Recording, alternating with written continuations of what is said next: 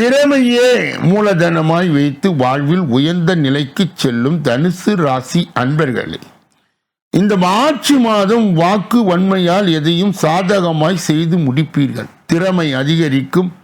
திட்டமிட்டபடி செயலாற்றுவதில் கவனம் செலுத்துவீர்கள். ராசியாதிபதி குருவின் சஞ்சாரம் பலவித நற்பலன்களை அளிக்கும். சூரியன் சஞ்சாரம் துணிச்சலாய் எதிலும் ஈடுபடச் செய்யும். வாகனங்களில் செல்லும் பொழுது, பயணங்களில் செல்லும் பொழுது எச்சரிக்கை தேவை. தொழில் வியாபாரத்தில் இருப்பவர்கள் புத்திசாதுரியமான பேச்சால் எதிலும் லாபம் காண்பார்கள். வர்த்தக திறமை அதிகரிக்கும். பண வரத்தும் திருப்திகரமாய் இருக்கும்.